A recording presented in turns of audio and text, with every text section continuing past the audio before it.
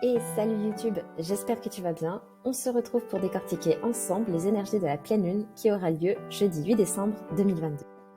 Peut-être que tu débarques ici par hasard et que tu te demandes pourquoi étudier les énergies du ciel.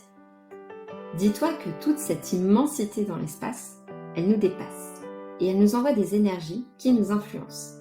En essayant de décrypter ces énergies, nous pouvons nous adapter afin d'en bénéficier plutôt que de les subir. Mais d'abord, c'est quoi une pleine lune? Une pleine lune, c'est une opposition soleil-lune. En l'occurrence, lors de cette pleine lune, la lune sera située dans le signe des Gémeaux. Quant au soleil, il est dans le signe du Sagittaire.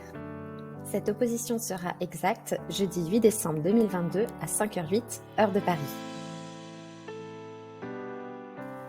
Le soleil est entré en Sagittaire le 22 novembre et il y restera jusqu'au 21 décembre. C'est l'occasion pour nous de dresser le bilan de l'année écoulée afin d'élargir notre vision pour l'année qui arrive. Pour cela, il est bon de se remémorer quels étaient nos objectifs en début d'année. Qu'en est-il aujourd'hui?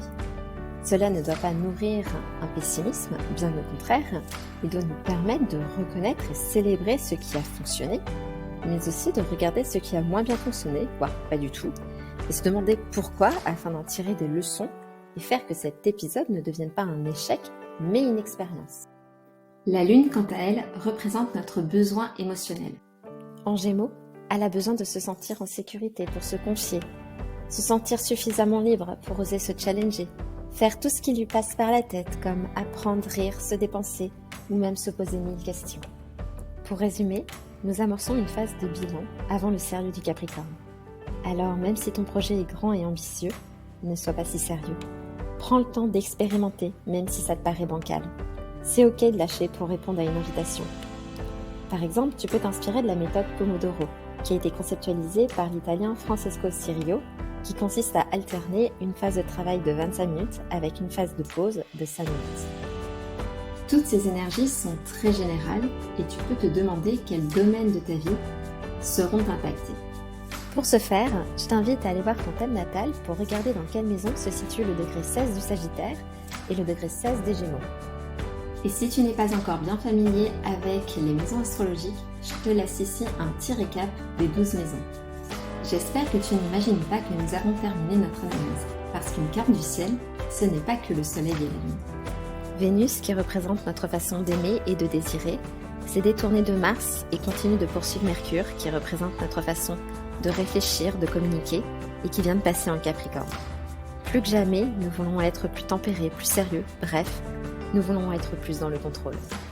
Alors que Vénus se détourne de Mars pour Mercure, Mars poursuit sa rétrograde et ses questionnements en Gémeaux, autrement dit sur les terres de son rival, et s'installe en conjonction avec la Lune. Cette pleine Lune fait un carré à Jupiter, qui représente ta puissance, et qui joue sa dernière carte en Poisson. Pendant cette période, tu peux avoir l'impression d'être au point mort et ça peut te frustrer. Mais dis-toi que c'est le dernier étirement avant de mettre le pied sur la ligne de départ. C'est la dernière visualisation du parcours, le dernier silence avant l'effervescence. Ce moment, il est précieux et te sert plus que tu ne le crois. Cette transformation personnelle qui nous est proposée par la pleine lune s'articule dans un contexte de challenge collectif que nous propose le carré que forment Saturne en Verseau et Uranus en Taureau. Cet aspect-là, on se le coltine depuis le Covid. Le challenge qui nous est proposé est « J'ai appris à faire pour moi, à me la jouer perso. Comment aujourd'hui je peux faire pour l'autre avec mon unicité. Et cela ne pourra se faire qu'en transformant ce que j'ai acquis, ce qui me sécurise. »